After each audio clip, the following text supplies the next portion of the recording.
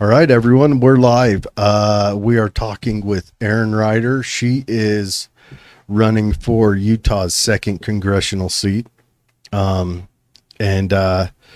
she's coming out of Salt Lake City. I was reading through your webpage. You have kind of an interesting history, so I kind of want to start off there. Sure. You went to BYU, and then, that was the bland, boring part. We get it. But after that, you did a lot of interesting stuff. So tell us about that. Sure. Yeah. So, Come a little closer to the microphone. Okay. Yeah. Grew up here in Utah. My family, sixth, seventh generation Utah. My family actually on my dad's side helped settle a lot of Kanab. And then on my mom's side and St. George area. And on my mom's side helped settle Salt Lake. So been in the area for a long time. Went to BYU, like you said. And then went out to DC and went to Georgetown. Got my law and MBA degrees at Georgetown University. And which was amazing, just an incredible education. And while I was there, spent some time working on the Senate Finance Committee when Orrin Hatch was chair. And then I've been working as a corporate attorney ever since, first in Boston and then most recently back here in Salt Lake. Corporate attorney in Boston. That's kind of like if you were making a corporate attorney drama TV show. That'd be the place. That'd be where you'd put it, Well, Boston legal, That's what probably I'm thinking, even though I've never seen it, just for some reason, Boston, I think it's the architecture makes you think attorney. Did you have any of the lobster out there? Oh, so much. Yeah. Lobster rolls, clam chowder. Gosh, that's what I miss most about the East Coast is the lobsters. Yeah. It was amazing. Dave's going to regale us with the in the old country stories. Back in my day, we'd go to the docks and the fishermen would be coming in off the ocean with their lobsters, and we'd be like, just give them $5 and they give you a big lobster. The one time I had crab cakes back east, it was a flop. Really? Yeah. Where were you? Gettysburg. Well, all right. That's not right on the coast. I was kind of a little, and I was in Maryland, but we went to Gettysburg to see it. And you ate them in Gettysburg. And I had them at this, a restaurant in Gettysburg. And they just, I don't know, maybe there weren't enough Old Bay in it or something. I don't know. They missed the mark. Well, getting crab cakes in Maryland, that's a treat. They're excellent. I would go there 3 times a year. Never had crab cakes there. I don't know why. I ate soft-shelled crab, which is disgusting.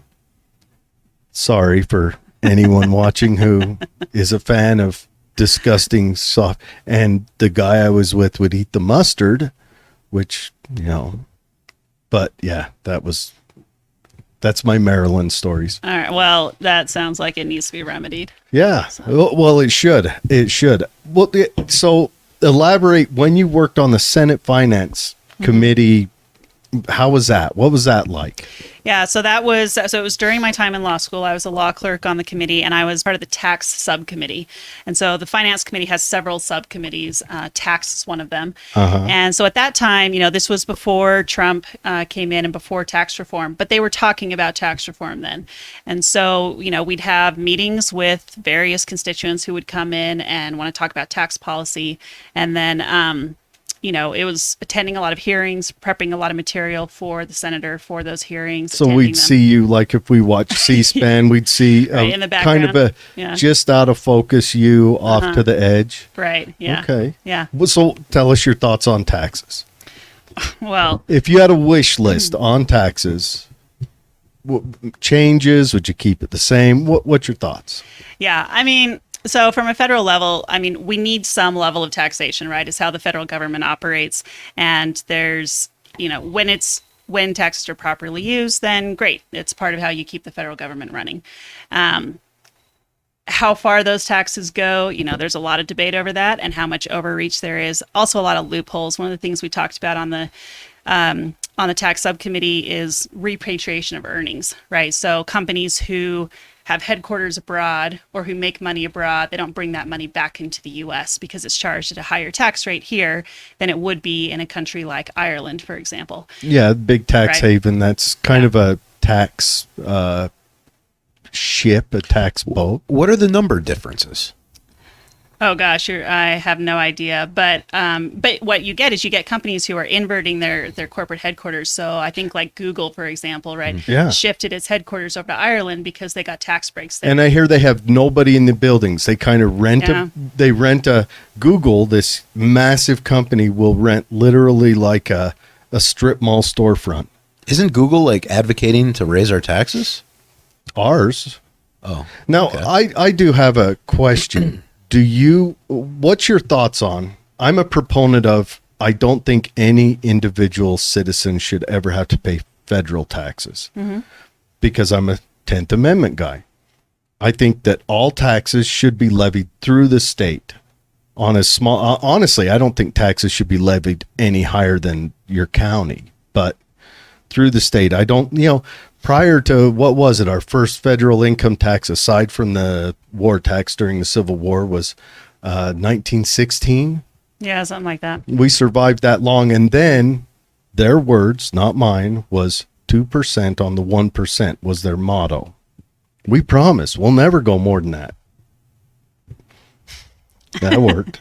Yeah, well, the slippery slope is slippery. And so, I mean, right now, the way our government's been running with inflation, they've kind of proven taxes really don't matter because it doesn't matter what they take in. They don't stick to that. We've inflated ourselves. So taxes Yeah, don't that's matter. fair. Yeah, that's definitely fair. And look, the federal government has certain authority granted to it under the Constitution, right? It needs to be able to function. Taxation is one way that you bring in revenue for those functions. Like for example, a military, right? No one state is going to pay for a military. That's something that the federal government could and probably should. Foot the bill for, but where does it get the revenue? Well, for of that, course, our right? Constitution and our founding father said we shouldn't have a standing army initially. Well, and that's a totally different debate. But to the extent that we have one, right? I honestly think it should go through the states. I honestly think it should, and that incentivize states to, first of all, compete for how do we become the most prosperous state.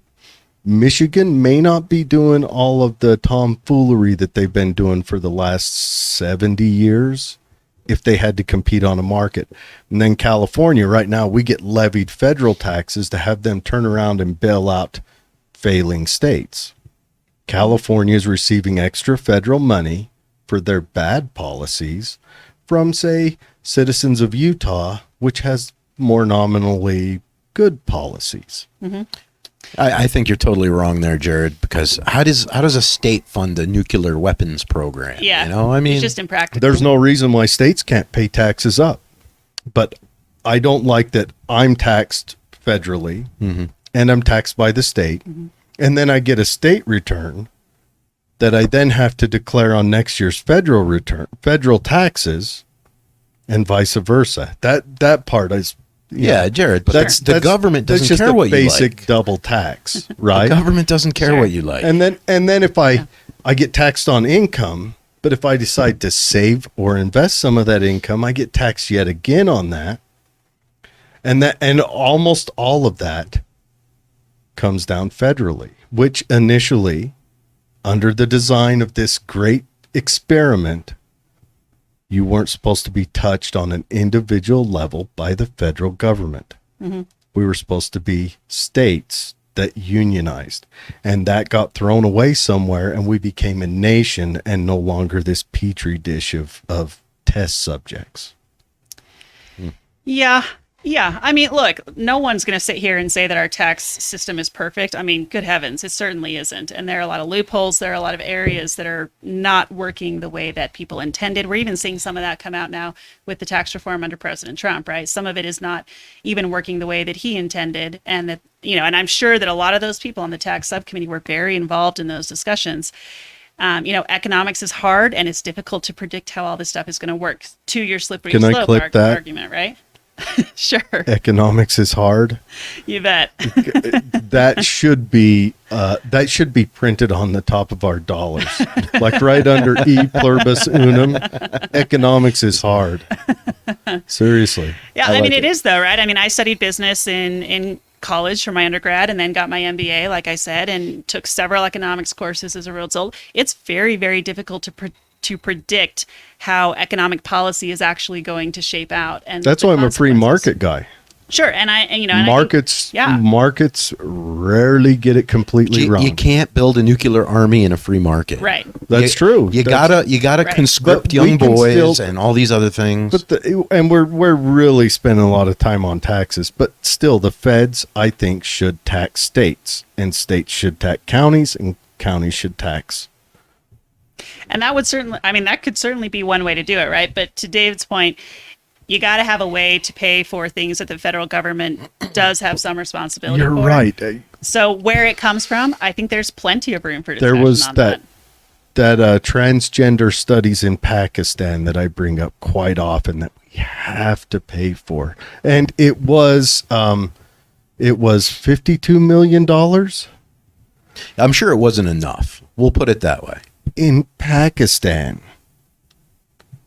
Well, I have no comment on that. Yes, None? that was our tax. Now, of course, that was probably a dime or maybe 50 cents from every tax. Okay, never mind. The rich people that don't pay taxes, probably 82 cents from every tax-paying individual. Still, you know, I'm gonna put my house in Ireland. That way they tax me Dude. less. I'm wondering if I can set up There my you go. handyman business in Ireland. So beyond taxes, But yeah, beyond taxes, tell us about something you want to do besides me promising I'm not going to come out hard. Sure. Well, you know, first, I think I'd love to just talk about why I'm running, because I think a lot of people, you know, Yeah. that's usually the first question I Yeah, get asked, right? let's get Why it. are you running and what are you hoping to accomplish? And, you know, for me, you know, I've been Republican my whole life. I've been, you know, on the conservative side of the political ideology my whole life. And watching everything that's happening over the last few years, watching the election in 2020, I came out of that and I just thought, boy, as a party, we have got to figure out where we're going. And we've got to figure out how to do it together. And right now we're fractured as a party, and it's making it very difficult for us to promote conservative values and conservative principles because we're not even united in how we think those values should be promoted. And looking down the road, right? I mean, Republicans are poised to potentially take back the House and the Senate this year. No, I think it's a foregone conclusion. Captain Dementia is making sure of that. And then the kindergarten teacher, sorry, anyone who's offended by that, but yeah, go on. Yeah, so, you know, you look at that, right? And there's enormous opportunity for the Republican Party to come out and to do some really interesting and amazing policy things in the next few years, starting in 2022, right? Starting this year with this election. But we're only going to be able to do that if we're united as a party and if we're pushing things forward together. And we've got to figure out how to bring young people to the party, new voters, young voters, and to show people that conservative values can actually address a lot of the issues that people face. And so for me, looking at that, right, I'm looking at all of these factors and saying the people that we have elected right now are not doing it. I mean, that's just a reality, right? They're not doing it. Otherwise, we wouldn't be in this Well, position. what conservative values are you talking about? what is one of these divisive situations that you can focus in on? Sure. Yeah, I can give you a couple, but kind of to highlight this a little bit. So last year in the GOP organizing convention in 2021, when they elected new state party leadership, Governor Cox was there and he spoke. And he talked about how he'd gone around to visit different high schools around the state and talked to kids about civics and politics and, you know, whatever. And he said that one of the things he heard frequently from teenagers is that they see the Republican Party as a selfish party. And that has stuck with me ever since. And it's bothered me because I don't see the Republican Party as a selfish party. I don't see the values of the Republican Party as selfish. And to me, that says we've got a marketing problem, right? A lot of people have talked about the identity crisis in the GOP, but to me, it's a marketing crisis. Can I bring up a point? Yeah. Just one. We have allowed the Department of Education to be taken over by people who, quite frankly, hate the Republican Party regardless. Perhaps so, but you know, it's not perhaps, it's definite. I mean, that is, they preach that, and there's whole books written on this. And and I think that we've got to get a handle on that. We can't build a nation, let alone support a conservative party, when we have our main mill for training the future people of tomorrow, where it is honestly, it has turned its back on education and academics, and it's made activism and those its number one policy. Yeah, but that's, I think, a very interesting angle of all this, right? Because for a long, long time, the Republican Party has been the party of no, right? The job of the GOP has been to say no to whatever the Isn't that a Democrats are trying to do. conservative thing? No, it's not even the GOP. Is it? I mean, it's nowhere in the actual, if you read the national GOP platform, Well, the idea of saying no to the Democrats is nowhere in there. And so what we have is we have this environment where we become reactionary to Democrats. Who right? was it? And we've given our narrative, we've given control of our narrative back away. when the Atlantic was conservative, who was their editor? He had a famous quote about the Republican Party is always standing thwart history, yelling stop. Yeah, but That's we because certainly didn't start that way. the progressives were running. The Progressive Party started in the Republican Party. Oh, I don't know about that. I mean, I'm very proud of the fact that the GOP started as a means of ending slavery. Sure, I mean, but that's the a huge progressive part of movement, our history. the progressive movement started in the Republican Party. I think they called it liberal back then. No, progressive was before liberal became. That was during FDR, when liberal got hijacked. Progressive started with Teddy Roosevelt. Sure. He was our first progressive president. And then Taft went against him. And then, obviously, the great hero Wilson, who gave us this awesome tax plan we're living under now, and this awesome economics is hard greenback that we live under now. I'm going to write that one down. Seriously, if that's not on our Be the dollar one next thing people year. remember from this entire podcast. But no, I know I bring up these obtuse history lessons, but I think the conservatives' job is I think progressives have a place, and the conservatives' job, and I don't care if you're Democrat conservative or Republican conservative. I'm not a party member either side, but I think their job is to refrain anyone from running off that edge. Sure, but I don't know. I do not like the idea of feeling like the sole purpose of my political party is to say no to the other guys, right? Well, like I want to some things believe work. that there's more. There's a place for it. Absolutely. Sure, right? some things work. Absolutely How a about place for it. AOC's Green New Deal? Sure, right? But that's an interesting example because we have this incredible opportunity. It's not that Republicans don't care about energy and they don't care about climate and they don't care about clean tech. Of course we do. And if you live in Utah, you care about it a lot. So why are we letting the Democrats control the entire conversation around this? Why are we not driving? Well, the media conversation? doesn't let you get a voice out on any of that. Yeah, but see, again, right? Like we have delegated control of our own narrative to everybody else. Why are we not taking control of it? Why are we not taking that back and saying, wait a minute, we have something to offer. We're going to show you what we have to offer and why we believe that conservative values can do a better job. That's the narrative we should be pushing. And let's be Sure. honest, the media is always unkind. They just choose who they're unkind to. Thomas Jefferson complained about the media. Sure, he back did. in the day, What- right? Do you remember the last? What was the last year a Republican was?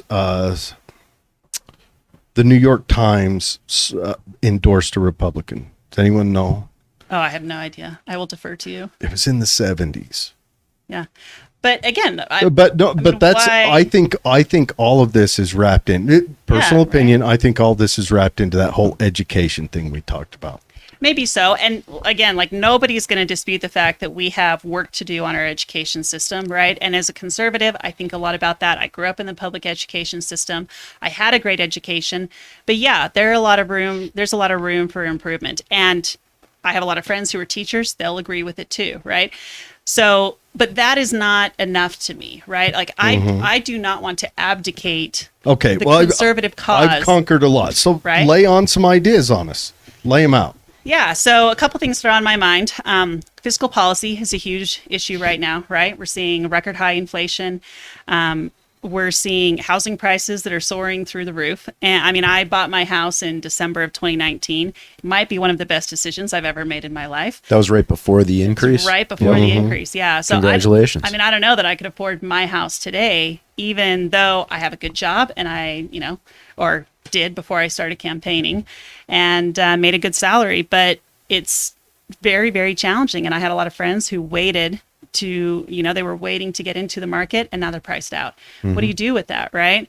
And the value of the dollar, we're looking at everything happening internationally. And I think there's actually real improvement here for some bipartisan legislation, because nobody wants to be under China's thumb anymore when it comes to debt, right? No one wants China holding our debt. Nobody wants to be beholden to China or beholden to some of these other countries for our economic well-being. That's opportunity, and that's opportunity for bipartisan work where we haven't really seen it in the past. So let's do some stuff to get that under wraps, right? Let's get our inflation under control. Tying into that closely is energy policy. Right. One of the ways that you get your financial house in order is by becoming a net exporter. Well, let's get energy independent. Let's continue to improve on our, cleaner forms of energy and explore a variety of types of energy like nuclear, right? All sorts of things like that. And let's tie those two together. Let's get our budget balanced. I mean, if Bill Clinton can balance the budget, I don't know why we haven't been able to do it since. Bill Clinton kind of had a cheat, though. The internet? The internet. The invention of the internet. I mean, that was a cheat. There was a huge bubble that burst right after. Yeah, that's true. But the invention of the internet, he just rode that wave. I don't think he would have balanced the budget without it. Maybe not, but still, right? I mean, you can't tell me when we talk about financial intelligence and when you talk about being financially smart, every single person in their life is expected to be smart with their money, right? That's just part of living and being a good citizen, right? Taking care of your financial Well, I'm not usually a fan of legislation, but a simple legislation that holds, first of all, we've got to get rid of federal agencies that just spend money willy-nilly. Should be done to the states. Let a state get in trouble, not a whole nation. Okay. And then why don't we have any kind of legislation that holds our Congress and our Senate and the the executive branch and all that to a budget? Yeah. I mean, we should, right? We should have a budget. We should be expected to balance it. We should have regular audits to figure out where our money's going and how it's being spent, because we all know that there's a lot of inefficiency in how money's spent in the federal government. Well, and glad handing. Sure. Quite frankly, sending $52 million to Pakistan to study transgenderism in Pakistan. You got to get over that, Jared. How am I supposed to get over that? But no, It's a sunk cost at this point. that had to have been a glad hand deal.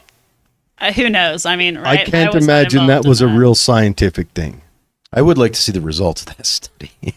Yeah, I don't know. I honestly don't know much about it. You just got to throw your hands up in the air and say Allah Akbar.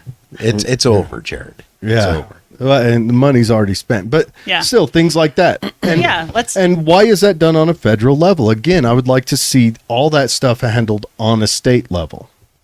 Well, I think there's no question. It's interesting, right? You look over the course of history, and Congress has certainly delegated a lot of its responsibility away to federal agency. It's Yep. given a lot of control over to the executive branch. It's a big problem, right? Because now Congress doesn't have control over things that it's supposed to under the Constitution. I think Congress could wrestle it back if they force it. They could. Yeah, I mean, it'd be difficult, but they could. I watch C-SPAN and I see a lot of voice votes happen there, and that scares me.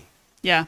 Because there'll be 5 people in the chambers, and they do a voice vote, and the voice vote carries. And you look at them, and you're like, "Oh, that one's an aide." So it's not even like the congressperson's there; they just send an aide or someone there to vote for them. Yeah. And a lot of crazy stuff gets passed, and and I think every vote should be counted and measured, and there should be a record of every time money is spent by us. It should be logged. Sure. I mean, that seems reasonable, right? I mean, that just seems practical. And on a practical note, I mean, yes, there's the reality that a lot of things that Congress is responsible for, I mean, there's so many things that Congress is responsible for. It'd be very difficult for any one member of Congress to have a hand in all of them. So, which is why we've gotten so much delegation away to federal agencies. So, it's probably impractical for Congress itself to retake control of every single aspect of that.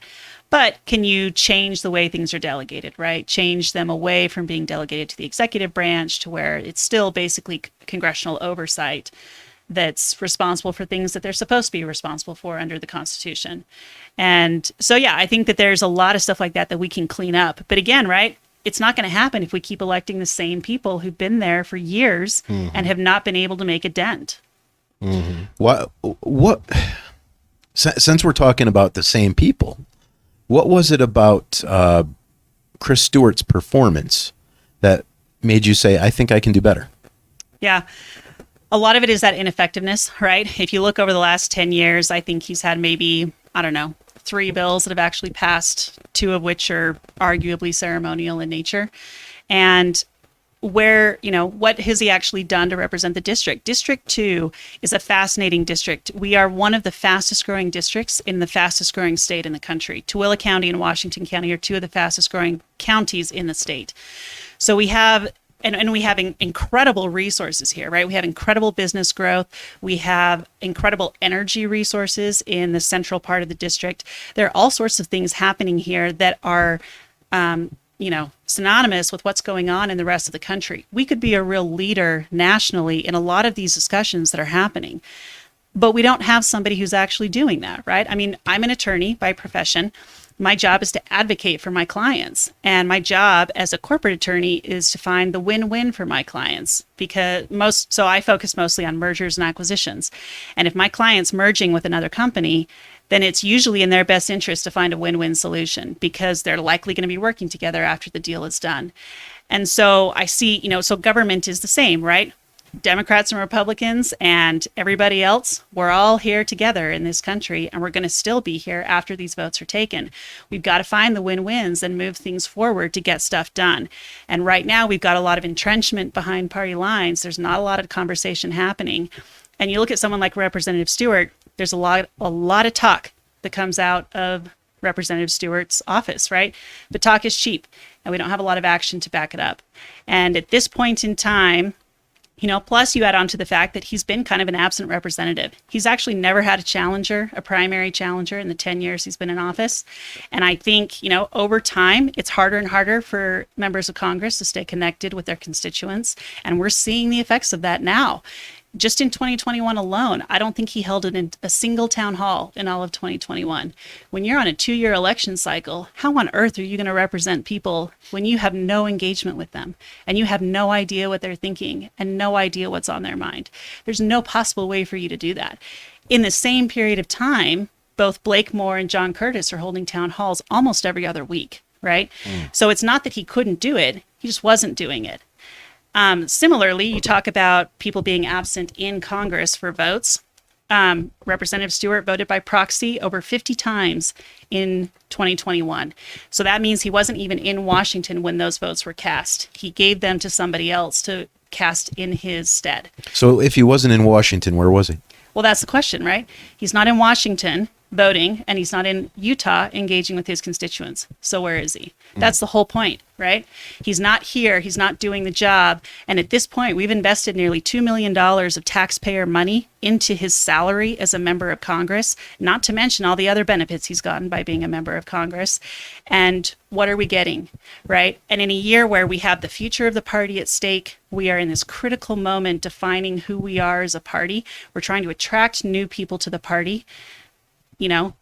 So we're not talking about change for the sake of change. We're talking about smart change at the right time to lead us forward in a better path. Let me ask you this. You said within 10 years, he's only passed 2 or 3 legislations, right? Mm-hmm. In my mind, I think America has too many laws. So the fewer legislations passed, I think that ain't a bad thing, personally. Do you think more legislation is better legislation? No, not necessarily. But the job of a member of Congress is to be a legislator, right? And so, you know, you can define that in a variety of ways. It doesn't mean that you just have to go back to Congress or to Washington and haphazardly write laws just for fun, right? That's not the point. Smart legislation is the point. But if you're not really doing either, then what is the point of having you there? But I will say this, like everyone we interview who's challenging someone else, they'll bring this up like, oh, he's only had X amount of bills passed. And I feel like we're setting a precedent for our society to say, look, if you want to be a good representative, you got to put more bills, more laws, more legislation. And every time we pass a law, that's another gun that's pointed at us, because when we pass a law, that is permitting the government to use more violence on its population. And I just want to just state this for the audience. Like, think about this. Like, if we have a demand for laws and we're asking our representatives to fill our libraries with more laws, where does that lead us to? We may not become a direct dictatorship, but if we have enough laws, you find me the person and I'll find you a law he broke. And I call that soft fascism. And I feel like we're almost like pushing ourselves to that point. Yeah, no, and that's certainly not what I'm promoting, right? I mean, you think about it, right? The country continues to move forward, and we continue to encounter things that we haven't really encountered before. And you think about that over the course of our history, right? Things like cars. What do you do with cars when they're around, right? So there are things that pop up here and there, and the country has to move forward. If we don't do anything congressionally, then we start to stagnate and we get behind technology. We're seeing this with social media right now, right? Laws in general are slower to react than technology, right? Technology changes quickly, laws don't. What are your thoughts on managing the social media? Because there is a kerfuffle. I mean, maybe Elon Musk getting on the board of Twitter, all of a sudden it's going to be fixed tomorrow. Yeah, but we'll see. What are your thoughts? Do you have any thoughts on how to manage that? Yeah, this is a really interesting area because you look at something like the First Amendment, right? And the First Amendment applies when you're talking about things like public forums and, places of public speaking. But it specifically applies to Congress. And then the 14th pushed it on to where the states have to honor it on the state level. So it's probably your state representatives. But so do we do what we did with the telephone companies and make Twitter a public utility? Well, that's the question, right? It's an interesting dilemma that we're in right now, because we have this debate where we're asking ourselves, are social media companies, are these platforms essentially becoming public forums? And if they are, then they're going to need a different type of regulation than if they're privately held companies, and the First Amendment applies in a different way. So that's the debate we're having right now. And you have something like Section 230, right? And initially the idea behind that was a good one. Look, you're a private company. You're providing this platform. Yeah. We don't want to punish you because somebody says something But stupid. it has all the fine print at the bottom that it says in the big header up top, you can be a platform or a publisher. And then the fine print says, man, none of that matters. Do whatever you want. Yeah, so that's why an issue, right? That's the thing. I think if I ask for one legislation, it says no bill can be put in with a stack of other bills, and no bill could be more than a page long. If it takes more than 2 pages. If it takes more than 2 pages, then you need to go back to the drawing board, and it needs to be broken down into, that way if you're voting on it, the guy can say, hold on. Okay, yeah, I see what's in this. It can't be this marijuana, the MORE Act, the descheduling of marijuana federally right now. Right. The thing is huge. Yeah. And it has. It wasn't even 200 pages, Jared. It has a whole bunch of more. I mean, you dig into it. There's a bunch of different references, different laws written into that, different crimes that are made from that, which to me sounds like, you muddy the waters so that if we choose, you're going to go to jail. You're going to get a fine if we choose. And that Dave calls it soft fascism. I call it, it's government, that's what they do. And that it's gross. Well, and before we get into marijuana, right, back to Dave's point, I think this is why, we use legislation as a proxy for congressional effectiveness, because you're looking at things like Section 230 and saying, okay, we're having this really difficult debate right now. Where is my representative on this issue? And is he or she part of the conversation or absent from the conversation? And that's, so we use it as a proxy. It doesn't necessarily mean we need representatives spitting out, dozens of bills every single year. But there are issues that come up where you want to know that your representative is an active participant and not just kind of there. And I think for me, the frustration with Representative Stewart is I feel like he's just kind of there. And so we do not have, what that means is we do not have an effective advocate in the body of Congress that is supposed to be most reflective and most quick to respond to the needs of their constituents. I mean, that was the way the House of Representatives was formed. 2-year terms and the fewest number of constituents, so that at any given moment, it would be as reflective as possible of the will and mind of the people. And then go home. Go back to your job. Yeah, exactly. Politics is not supposed to be a career. Yeah, and so you get these career politicians in there who become further and further removed. But then again, you work for Orrin Hatch. I mean, it's true. the guy was in there when Jesus was in diapers. Have you ever tried to reach out to Chris Stewart and not got a reply? No, I actually have met him. So but that's a different issue though, right? You reaching out as a constituent, I don't think that's the issue. That's not the issue, right? Mm-hmm. And most people I talk to who have reached out to him, that's not where the issue lies. The issue lies in, why is the only channel to you me reaching out to you? Where is the return, right? Where is you reaching out to me and you reaching out to the district? And when you look at what people like Blake Moore and John Curtis, even Burgess Owens are doing to some extent, it's a very one-sided conversation, right? So if you reach out, great. He'll respond and he'll talk to you, and he's a nice guy. Look, I'll be the first to say he's a nice guy, but that's not the job. That's only half the job, right? The other half of the job is you being an active participant in what's going on in your district and being a bridge between what's happening in DC and what's happening here. And if you don't have the transparency, if you don't have the communication, if you don't know what's going on back there, then again, right? Like that is part of why you're there. So on the topic of transparency, what would you do to be more transparent than our current representative? Yeah. So one of the things I've thought about is, I don't know if you know this, but you can actually have a district office. You can have as many district offices as you want, as long as resources allow. It's $1 million, right? You get $1 million a year or something like that. Something like that. I don't know exactly what the number is. But you can also have offices in a variety of federal buildings, right? You don't necessarily have to go out and get your own office space if there's already a federal building that's got office space available. So Representative Stewart right now has 2 offices. He's got one in Bountiful and he's got one in St. George. He used to have an office, I think it was mostly an administrative office in Salt Lake County. He pulled it out of Salt Lake County, so he has no presence in Salt Lake County right now. And so you only have these 2 offices. But what if you could put offices in other parts of the district, particularly in buildings where you have other federal agencies, and you start to act as a bridge between constituents here and those other federal agencies? For example, wait, hold on. Yeah. What federal agency do you want to introduce me to? Well, for example, you opened that can of worms. I know. I'm sorry. I should not have gone there. Let's just say, for the sake of argument for this conversation, that we're all at least neutral on federal agencies. I know that's a challenge, but just go with me for a second.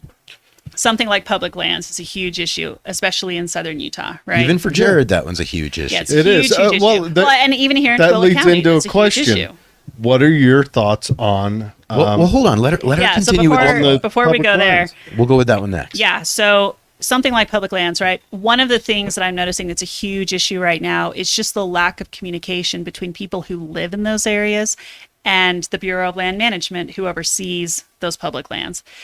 What if you could put, again, for the sake of argument, assuming the BLM isn't going anywhere, what if you could put a district office in the same building as the Bureau of Land Management in some place like Kanab, right?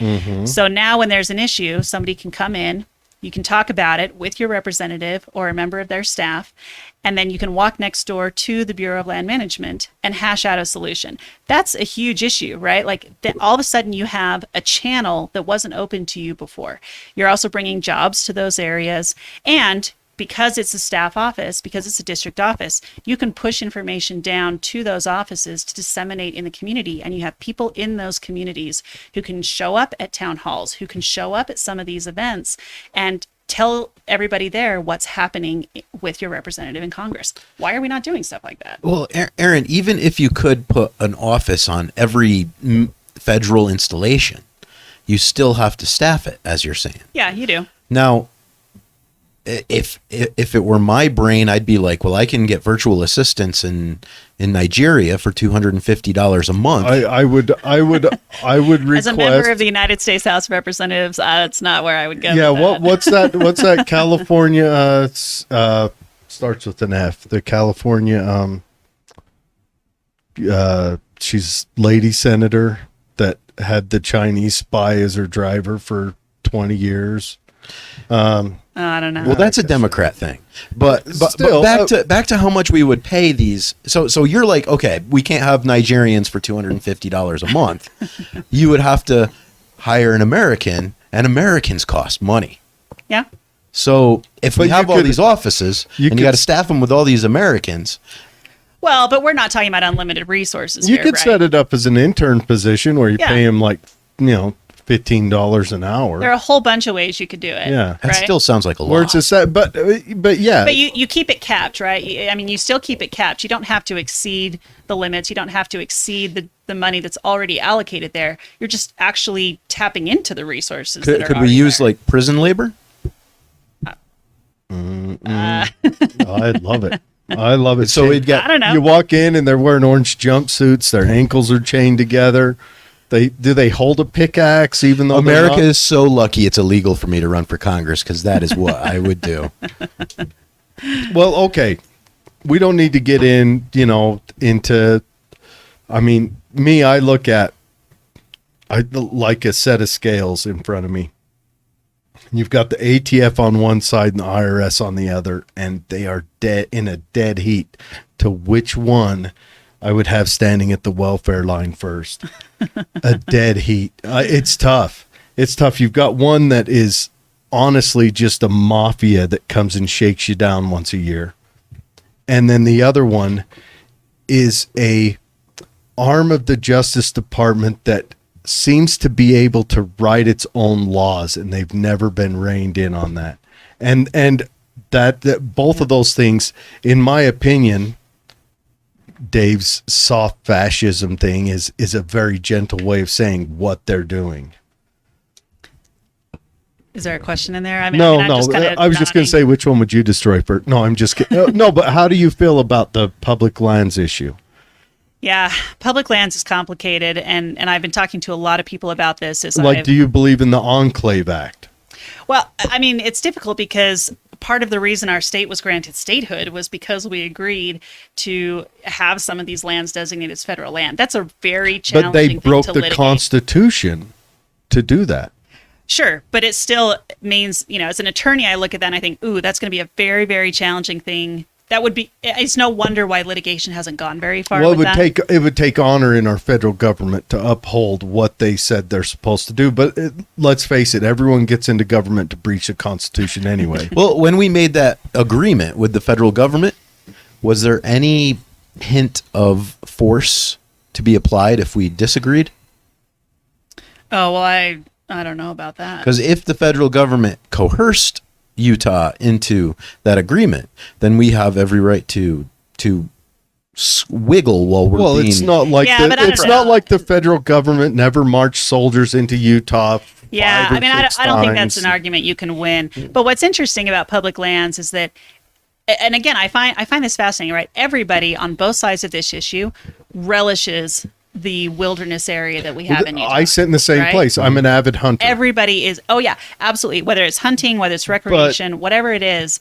So everybody agrees that we want to preserve that land. We just differ on how to do it, right? But to me, that says, okay, then there's room for opportunity to figure out some better solutions here. And we may not be able to get the federal government completely out of Utah when it comes to stuff like this. And I think even with some of our national parks, I think a lot of people don't even wouldn't want the federal government to walk away from our national parks because it protects them and preserves Until them. they do hey, we got to shut down because we want to overspend our money again. Sure, So we're right. closing down this area that the Yeah. state pays for Right. the guards that stand at the gate, but we're going to force the state to close it. Yep. Yeah. And the people who live there, I mean, I talked to people in Hurricane who said, yeah, when they shut down the government, we were the ones who went in and cleaned up Zion because nobody else was doing it. And there were still people there and you still needed someone to look after it. So we were the ones who did it. Well, it's not just that, but the federal government uses those as cudgels against the opposing party that tries to stop them from overspending. And this is both parties. When a party wants to, they say, bounce a check, and the other side says, no, we're going to force you, because remember, you're the strong party now, so we're going to force you to uphold to some kind of budget. So then they use a government shutdown as it's a threat of force. Yeah. And that's exactly what it is. Yep, absolutely. And so, again, right, like the pinball here, the political nature of using our public lands is really, in my opinion, at the heart of a lot of the issue here, right? Even something like Bears Ears. I've had people who live in Garfield County who've said things to me like, look, I don't care what they do at the end of the day. I don't care if they're going to have Bears Ears be a national monument. Just stop the back and forth, because it makes it difficult on us as a community to know what's happening at any given moment. We can't plan for the future. We can't allocate resources. We can't do the things that we need to do as a community if we're constantly going back and forth on this. That's a good point. And that's a huge issue, right? So if the federal government's going to do something like designate Bears Ears as a national monument, then it better be prepared to invest in the maintenance of those areas, because now we've got people going into Bears Ears who are getting lost on these dirt roads because they're not well maintained, and now you've got to send out a search and rescue crew from the local communities to go find them and to go pick them up, right? So we have issues like that where we designate this area as federal land, we use it as political points, and then we don't do anything after that, and we leave the communities in those areas to suffer. But it's not that those areas don't want to protect the land. So we just need to find a better way of handling this, right? Let's get some better conversations going as far as maintenance of this land. Again, people in Hurricane have talked about poor maintenance of federal land down there, and it makes the area tinderbox. And when we're in the middle of a drought, and that means that area is high fire risk, that's a huge problem, because guess who's going to suffer if that area goes up in flames? It's the local communities, right? So those are legitimate concerns. And those are concerns, again, where if you had better communication back and forth between those organizations, maybe you could get some stuff done, right? So in lieu of something like taking all of our land back, which may or may not be able to happen, there are things we could do to at least improve what we've got right now. I get concerned about having the federal government support that maintenance, because $7,000 for a shovel sounds nominal to the federal government, but as a guy who actually buys shovels, that's a little spendy. Well, but that's also kind of a helpful deterrent in terms of designating areas federal land, right? If the federal government knows that it has to invest money in the maintenance of the it. federal government doesn't care about spending your money at all. They have not a bit of heartburn. But if we had something in place where we were required to balance the budget, we were accountable for how our money was spent, right? All the other things we've been talking about, then I think, there's a stronger case to be made to say, if you want to come in here and if you want to designate this as federal land, you better be prepared to pay for it. So if I were in the position to say something like that and have authority, if I were a congressman, I would want to write a bill that says, look, if we can't balance the budget, then we have a severe pay penalty for our paychecks or something that affects us directly. I'm not saying guillotine, but yeah, go on. Somehow I would have to equate my rewards from my performance. Well, how did the federal government pay for itself prior to 1900? Well, in a lot of ways they didn't. When the country started off, we did not have a lot of money. No, let's say we could go through a boom time. Let's say, the 1880s were a pretty good time in the U.S. fiscally, but that's because the federal government didn't have all these bureaus. the Sure. states, the Yeah. the 10th Amendment still. I mean, I know it's on the bottom of page 1 of the Constitution, which makes it hard to get that far down. Seeing how, I mean, most of the time they don't make it to 3 or 4. But you know, 3 doesn't, maybe they read 3 and they're like, when are we ever going to put soldiers in someone's houses? So they stop reading there. You know, let's skip forward to an exciting part, you know. Anyways, but that's where I'm with it. I think that we don't need these federal bureaus. Our government paid for itself for 115 years, 23 years without a federal tax, except for a blip, a 2-year blip in the middle to pay for a civil war. Sure. Mm-hmm. Yeah. And And how to do if Congress was responsible for their actions and held accountable, they might even be able to set up a system like the Mormon Church. You know, hey, we're asking for 10%, and I actually think people would fund A tithe, and if you pay that tithe, you can come to Lincoln Memorial to the temple of the Yeah, would that of be the voluntary, or are we US talking about a gods. flat tax? Well, no, it would have to be a recommended system, like the Mormon Church says 10%, right? I just think you do away Or with you're the, in bad standing with the government. you do away with and the you're shunned. IRS. You do away with the alphabet organizations, right? The military should be on a National Guard standing as it was designed and preached. You know, you remember Thomas Jefferson did 2 real big breaches when he was president. 2 real big ones.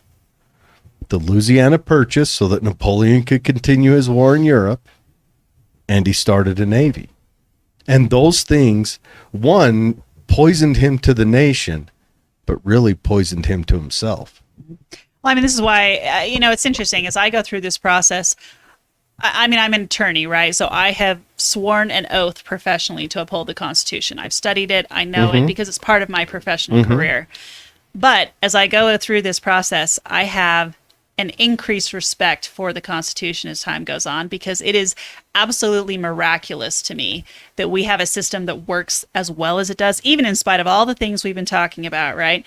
The fact that we have a system that works the way it does when so many other countries around the world have not been able to figure that out. And I would argue a lot of that is due to the Second Amendment. maybe so, right? I think there are actually a lot of provisions in the Constitution. You know, the First Amendment, I would argue, is a The huge First piece of it, Amendment is too. the most important Right? one. So, but I would say yeah. the Second Amendment is, there's a reason why when you see lockdowns, they only happen in non-Second Amendment areas. That's probably true. That's no, I mean, seriously. Remember when they had that Boston bombing in Watertown, and they had the SWAT team marching through the streets there? Yep. in Or a place- New Orleans. New Orleans, they were confiscating. Yes, and you know, there was actually a Utah National Guardsman who got drummed out because he refused to breach that oath he took. But you look at the way the Constitution works, right? And it's provisions like this that really have created just this incredible ability to limit the potential for any one person or group to hold and maintain power for too long. And that really, I think, is what keeps us thriving, because you talk about the career politicians. Well, we got, You what know, about the career bureaucrats? Absolutely, right? How do we get, That's a huge problem, because they are not held politically you know, accountable. can you Yeah. give the ATF en masse a pink slip? Well, here's what we do in the military. We have this policy called up or out. No, So- no, I don't want the ATF to become the ATF plus or No. This would do exactly that. QARP. So in the military, you know, we're holding a position. I'm the master sergeant for the bioenvironmental section, and the first sergeant says, "Hey, look, you've been there for 4 years now, David. There's a guy right behind you, and you've got to find a new position." The Army or had get the out. same thing, you know, by this many years, you need to be achieving this rank and everything else. We don't hold federal employees to that kind of a standard. Well, that's because, federal employees,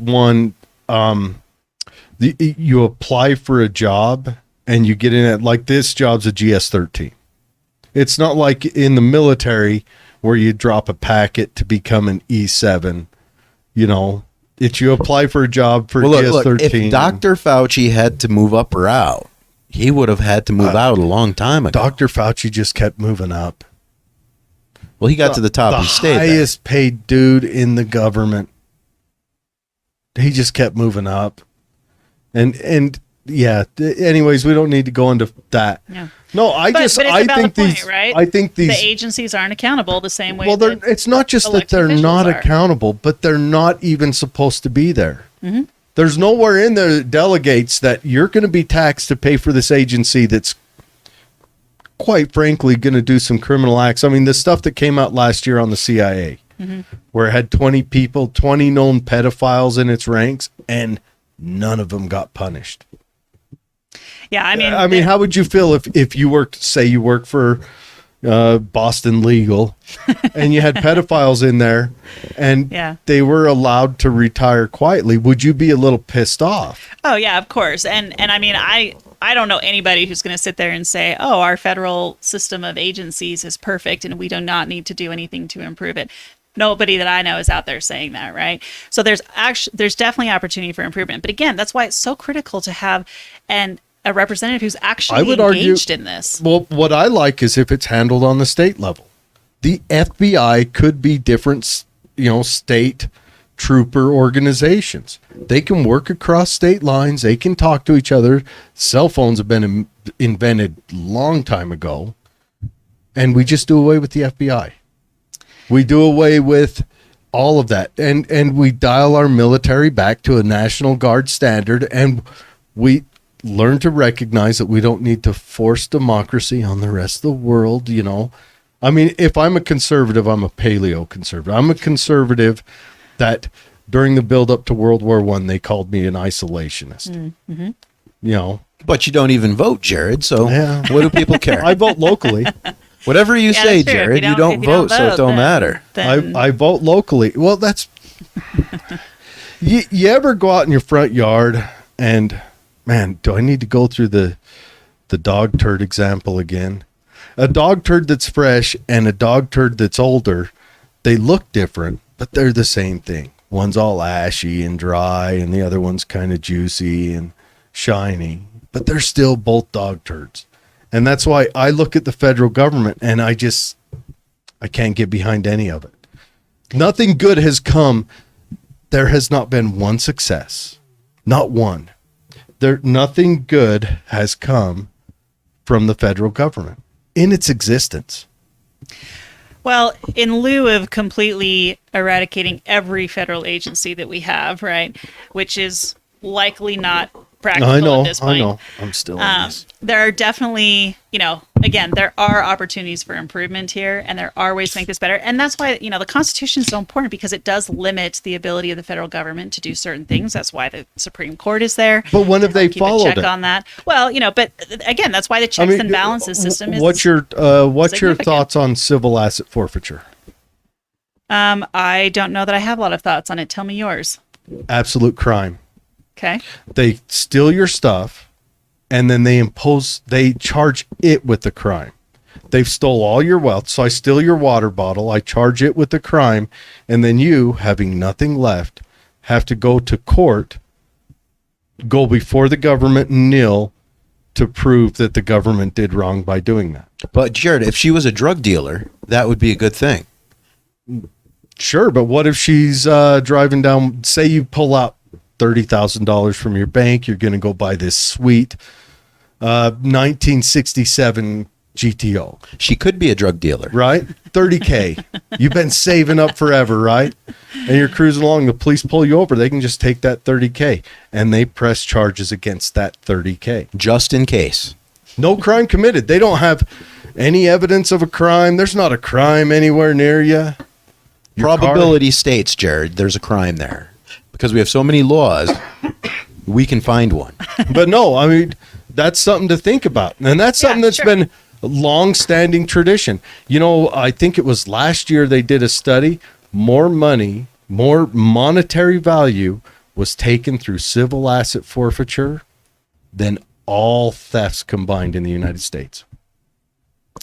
If that doesn't shock, if that doesn't, I was going to say turn you white, but But seriously, doesn't that scare you that we've crossed that Rubicon in this nation? What's your source for that data? Because I have a hard time believing. Because Yeah. drug dealers I have a think lot of money. I'm not sure. It's To something, confiscate. It's something I heard in passing, but but that's still, even if it comes close, but that's still, if that doesn't shock you for a nation that was built on the respect of property rights, that scares the shit out of me. I mean, can we improve the laws that we have? Yeah, you bet. You bet we can, right? A lot of laws are started on a premise of trying to do something good out there, and then they get corrupted along the way or changed or altered, or, economics is hard, right? They don't have quite the outcome that we I am expect they will. I'm writing that on every dollar I got. Economics is hard. It's the $2 or $3 bill. God. Yeah, there you go. You're welcome. You're That welcome is for great. that. I'm popping Obama's face on it. I do like it. But let me ask you this about property, since we're talking about property rights and we're talking about the Second Amendment. I did a poll, and it was an interesting poll. Whom? The Facebook delegates. Okay. Okay. In Tooele County or? No, just like the big state delegate group Okay. on Facebook that I'm They've in, got a right? gang. Yeah. They're Yeah, like- they I've heard walk about the around gang. like- There's like I 800. know. There's I like feel left 800 out. people in it. It's actually pretty big. Yeah, I feel left out because I'm not part of the gang, but that's okay. There are actually some representatives who've infiltrated it, Ooh. so you might be at a loss there. However, you got to get colors. It's a whole jumping in process. I did a poll. I'm not going to tell you how the poll went, but here was the question: should Americans, under the Second Amendment, be allowed to have anti-tank munitions and weaponry? What would if that bill came across your lap? What would you say, Erin? When it comes to the Second Amendment, I feel like a lot of the gun control measures that we put out there are intended to try and fix a problem. Again, right back to what we've been talking about, that they don't actually fix, right? There are a lot of law-abiding gun owners out I there. think Chicago would disagree with you vociferously. Well, look, a lot of people in my family, a lot of friends own weapons. I have a firearm, right? Like there are a lot of people out there who are perfectly law-abiding gun owners. And, do we need to limit the rights of people to have access to a firearm? I don't know. If you're a law-abiding gun owner, if you What are about a javelin? a javelin, I don't know. That's tough. It would depend on how the bill's written, honestly. Yeah. Yeah. What about like our our president, an F-16? Again, it would depend on how the bill's written. Yeah. Mm-hmm. Okay. Well, I mean, if it's written, it's just say free willy. You can own it just like a pistol. Can you own it today? Honestly, an F-16, you probably can. No, I'm talking about the javelin, Oh, the shoulder fired weapon. Yeah, where you the take out heavy javelin. armor. The Yeah, javelin. can you own one today? You can probably own a body. You're probably not allowed to own the munition. I don't know. I don't know it. That one, they probably don't cover it a lot. It's Yeah. probably like, Well, you don't see it in stores. No. well, that's the thing. But Certainly, what yeah. store? Big Five has the $120 Mosin Nagant, and then they got the Mossberg Maverick for $300, and then they've got the $25 million javelin. That's the thing. What store are you going to see it in? But if you're rich enough to pay for it, I'm sure that there is a way to gain it without even feeling that the gaining it part on your pocketbook. Because let's face it, wealthy people can do what they want. And that's not a knock on here, on the U.S., on Utah, on Tooele, that's the way the world works. Well, here's Yeah, so here's how did the results come out? Okay, so My guess is that people say yes. So should civilians be allowed to own rocket launchers and anti-tank ammunition? We have 34 votes for yes, 14 votes for no, and 5 votes for with restrictions. Okay. Okay. So we probably don't have a statistically significant sample size out of 800. But These are state delegates. Yeah, but it's out And of you 800. didn't declare right? what the anti-tank munition was. Was it a 30 millimeter recoilless? Oh, depleted uranium all the way. You can own a recoilless rifle. 924 members in that group. Yeah. Okay. Yeah. So how many people answered? Roughly 40-ish, right? 40 out of 900. How many out of people do you 1,000. think fell over because they rolled their eyes too hard? I don't know. But you know what? I mean, okay, you can laugh, but right now Russia's rolling tanks through Ukraine. And I'll tell you what, if someone rolls tanks through Tooele, what are you going to do? You know? Yeah. Well, in Ukraine, right? We they're- don't need to go in depth on my plans. Yeah. Don't. No. Do I need to go in the other room and get the anarchist cookbook and start, I mean, the other thing is in Ukraine, right? They're making a lot of these, anti-Russian weapons homemade, right? A lot of Molotov cocktails are making homemade, or they're just stealing Russian weapons and using them against Russians. So, well, it's not they're like also using javelins that we, or we right, dropped off. we're supplying them. That's been an excellent tool for them. Yeah. But it's not like your average Ukrainian citizen just had a bunch of javelins Well, lying it wasn't around legal. at home. But it the wasn't way- legal, though. Yeah, but I mean- the analogy, I guess my point is the analogy isn't quite the right analogy, right? Because Russia's invading Ukraine. You have a bunch of countries who are providing military aid, and so of course they're going to give them stuff to defend themselves. I love it. They Right. had no right for arms until Russia just did a huge Second Amendment flex on Ukraine. Well, I will say this. Believe it or not, those Russian rocket launchers are not that expensive. Oh, the RPGs? Yeah. Yeah, the and RPG ammunition is cheap. and you can make it at home. But we can I don't go want to into- make it at home. I want to just go to the store. You wanna I'm go to like, the So store. you would be in favor of this then? what do you think, Jared? Do you Oh, think I'd be in Oh, favor of well, that? now who's deflecting the question? Of course, I'd be in favor of that. Of course, because But- heavy armor is a thing nowadays. I mean, that is the cavalry of the weaponry I don't know. of today's society. We don't need to go into I think that the era of the tank's over. I honestly do. I think Ukraine proved it. Iraq proved it. Afghanistan proved it. The era of the tank is over. We're moving into drone warfare. We've got to figure out. Yeah. Pretty soon you'll be able to own a javelin because it won't be able to do anything against modern warfare. But so anyways, we got you sidetracked. This is our own little. That was our Second Amendment question. This is Aaron. conversations we Okay. should have with each other, and because but it sounds like you're pro-ish Second Amendment. Oh no, I'm definitely pro Second Yeah, Amendment. I'm an yeah. absolutist. I think the NFA should be canceled. Honestly, I don't see it providing any value. The only reason it became an issue was because the government wrote a law that made alcohol illegal. So they provided a black market, which deaths always arise in black markets. And anytime a law is written through legislation, back to that, black markets are made, and that's where violence happens. Otherwise, it's just free market systems. And if it's legal, and like say I'm a drug dealer and Dave's a drug dealer or a drug stealer, and if it's legal, Dave steals from me, I have an avenue to redress that grievance, right? I call the police. I go through the court system. But if it's not legal, it's still going to happen. And Dave steals from me, I have to make a point. I have to leave a bloody mess behind so that Dave never steals from anyone again. And Dave's understudy leaves town to think about trying to peddle his wares in another area.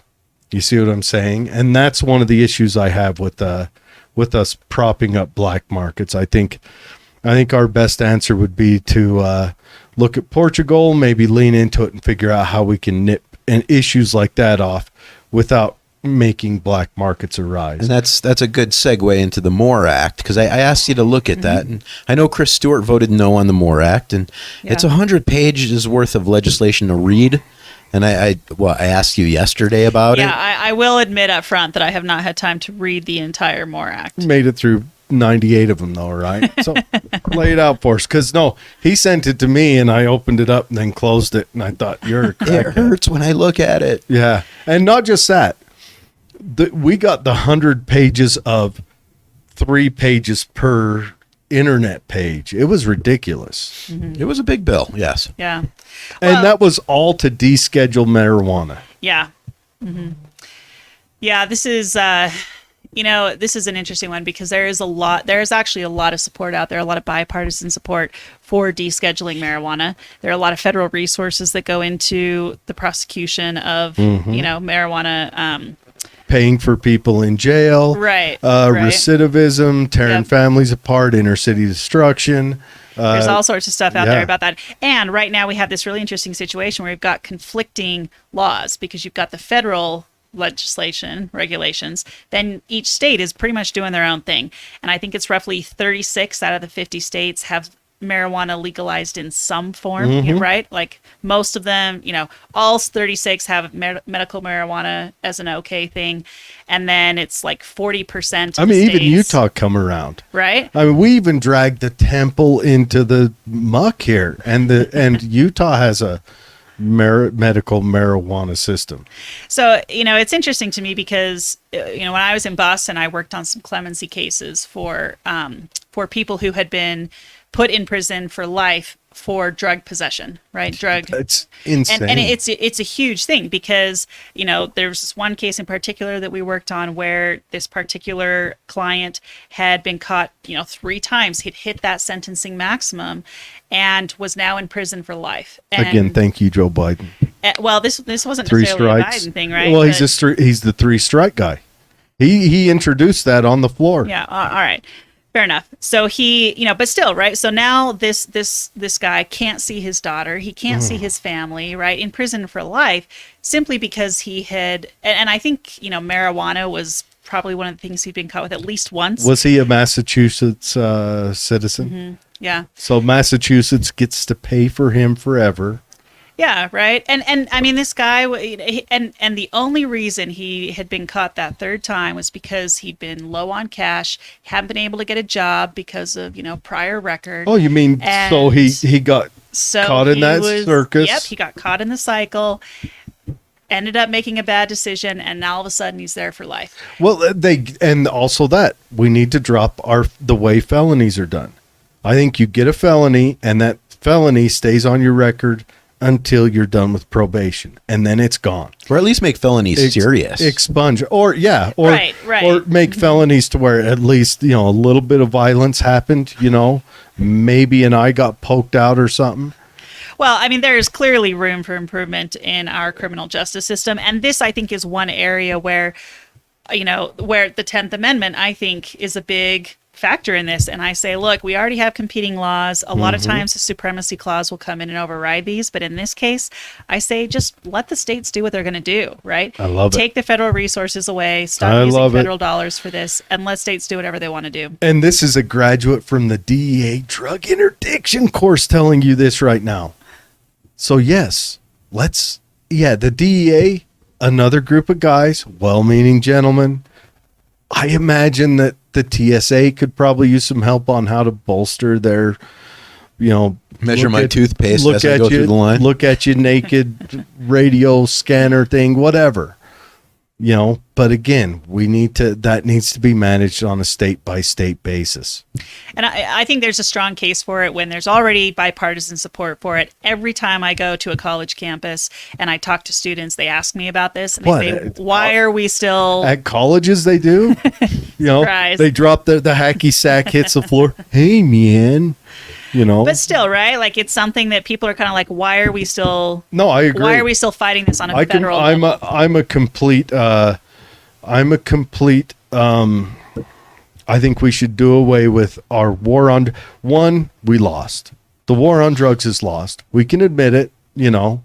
We lost the war. All it's done is that's where your civil asset forfeiture comes from, is the war on drugs.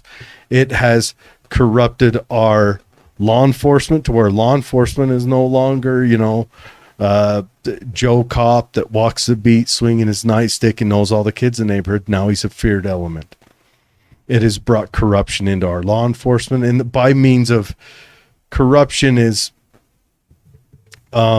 where they're a scary element in the neighborhood. Well, not only that, but what it's done to my wife's country right now, like in the favelas, to get the drugs here, Yeah. they drug the little kids, get them addicted, so that they work for the Yeah, cartels. tell us about Mexico. Mexico is a damn failed state because of our war on drug policy.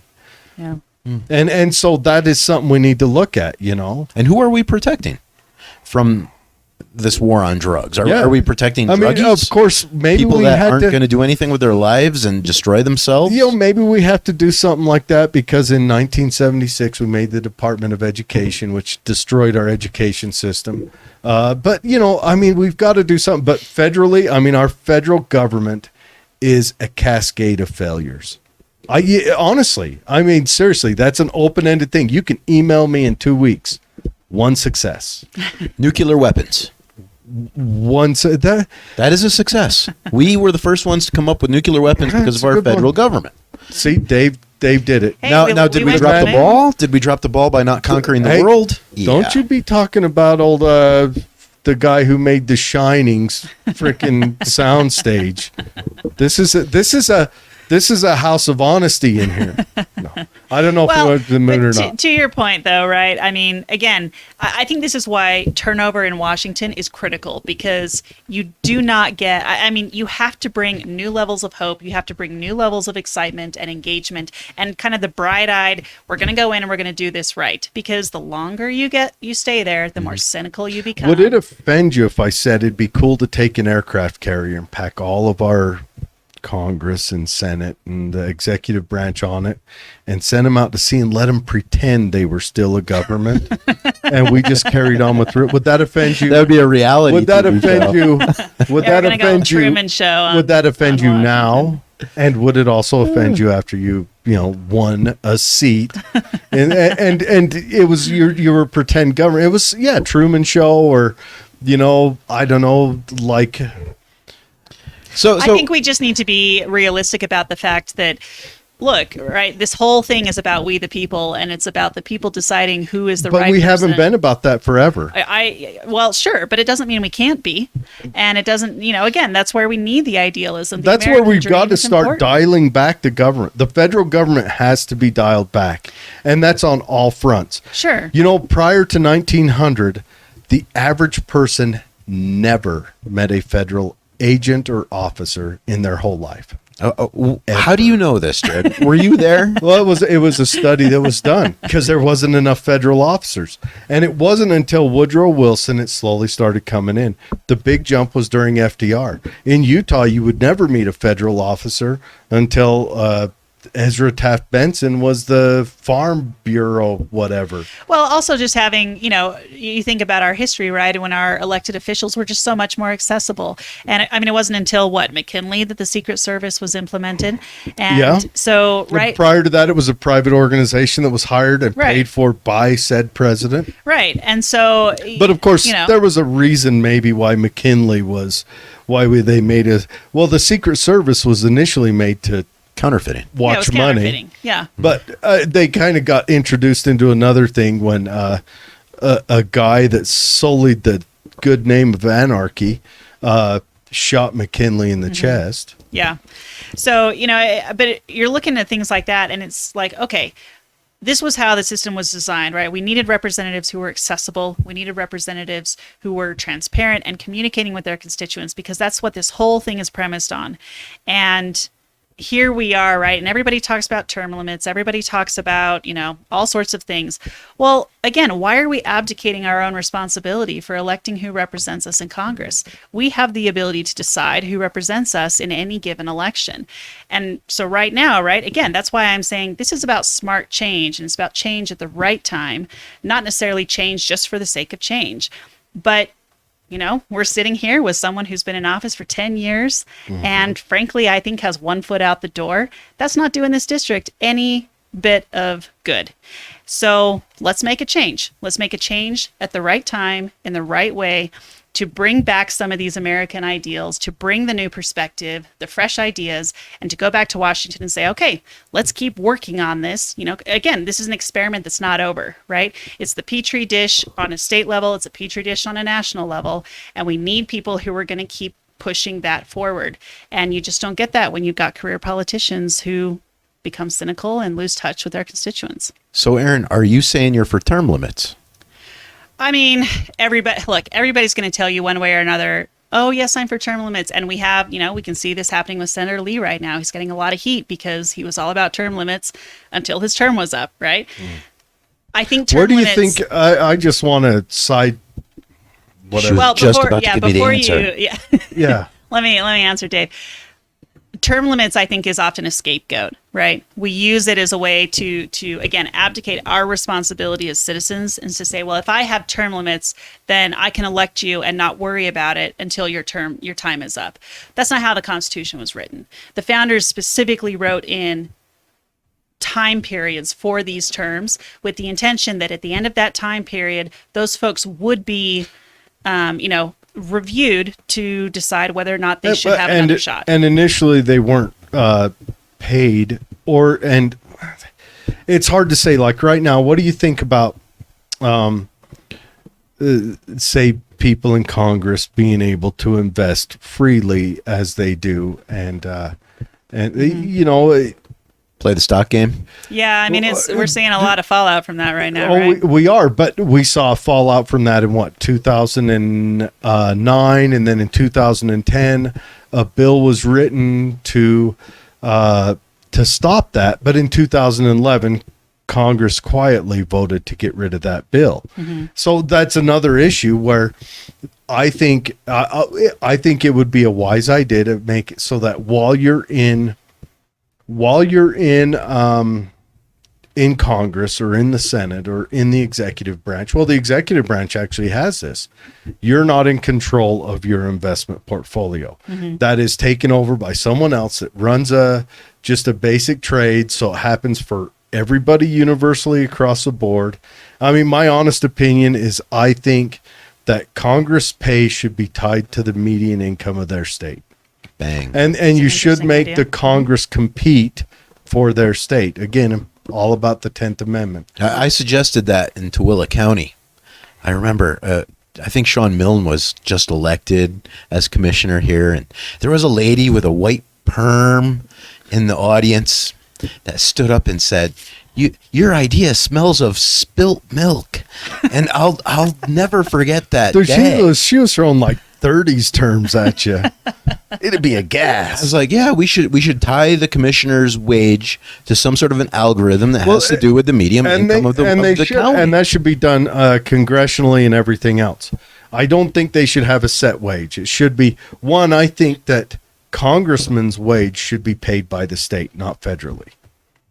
I honestly believe that. That's the initial design, and some Congress people may not get paid at all. And some of them may not want to get paid.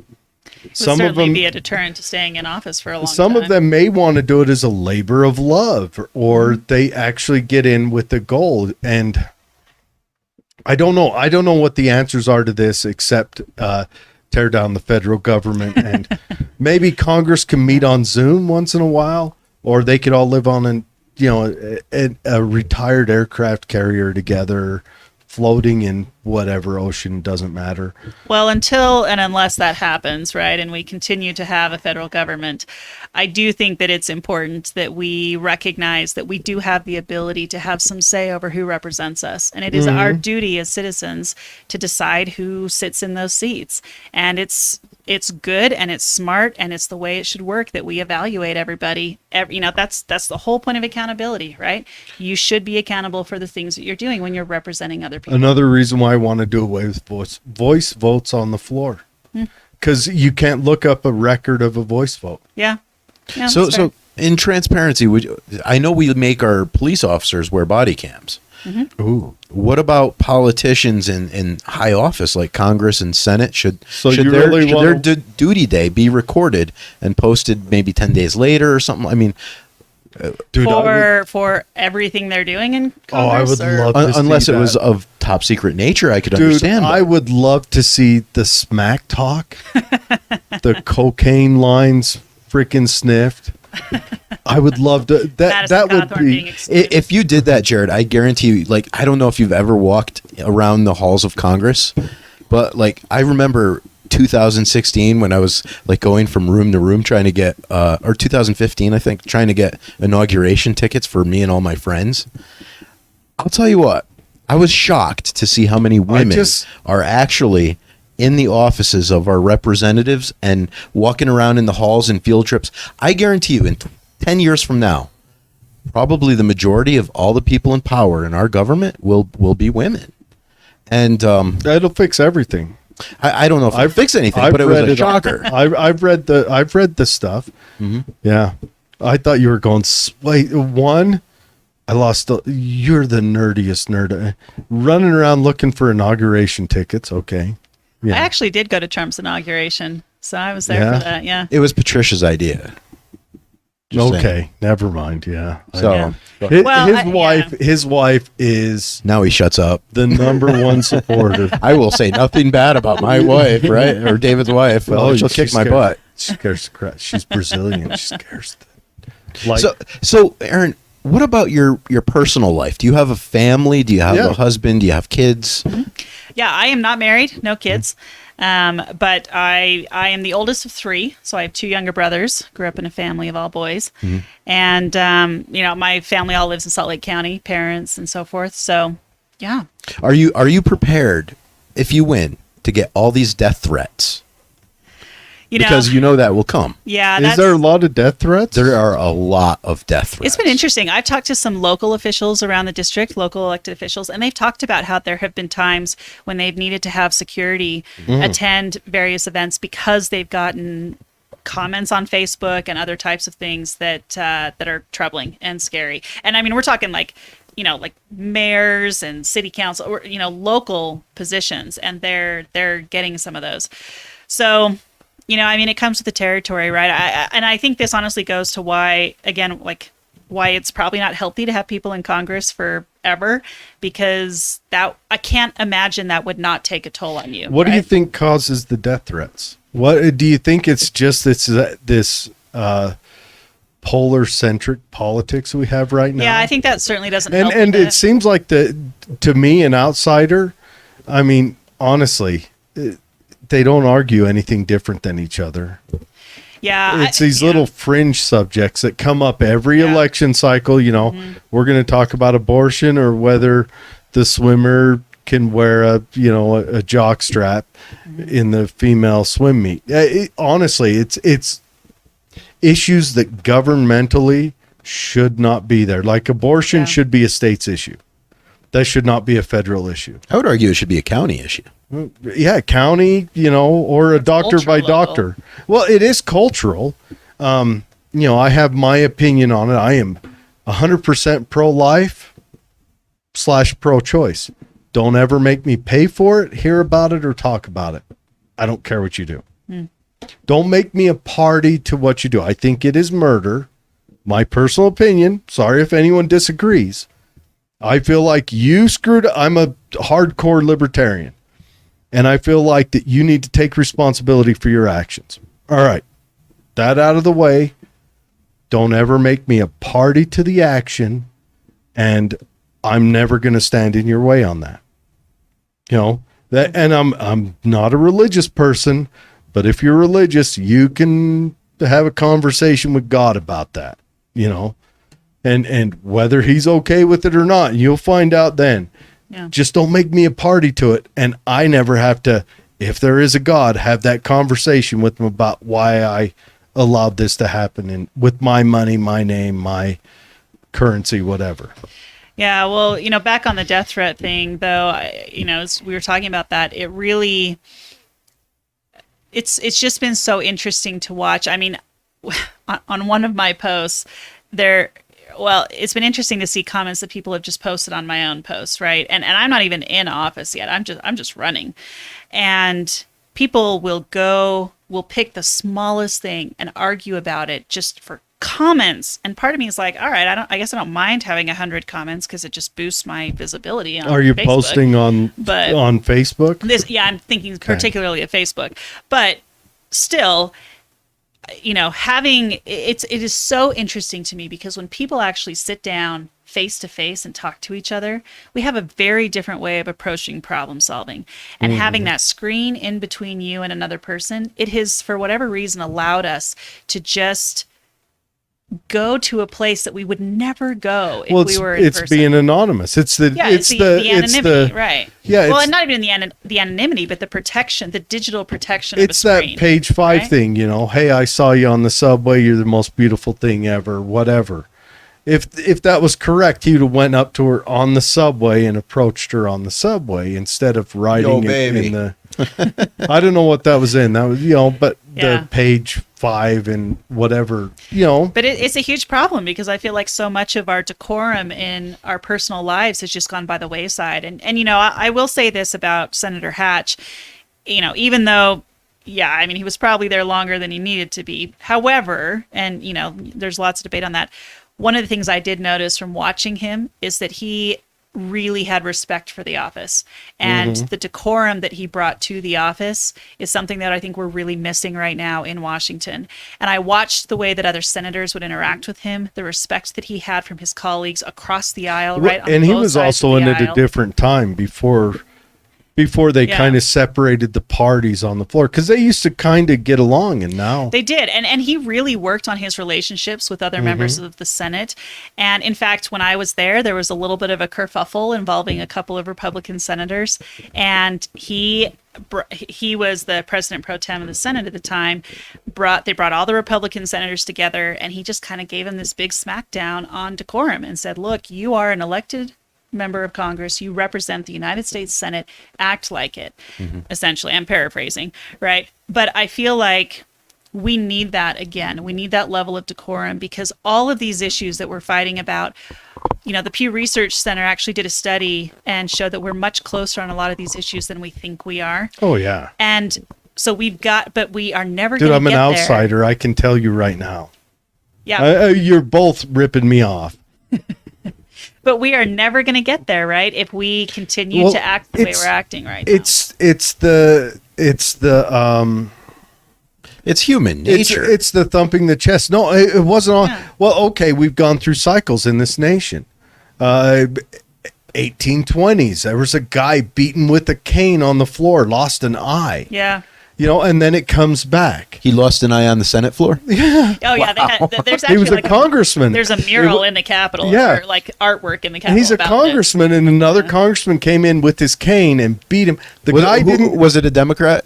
It was a Democrat. It was a Democrat and a Whig. Whig, yeah. Yeah, and it was a Democrat that beat a Whig, and it was right into the run up before Andrew Jackson became president, and they were arguing about something that was important to everyone at the day, which to nowadays Slavery. It was what they were arguing. No, about. not then. 1820 wasn't a slavery argument. No. No, 1820 was probably a banking argument.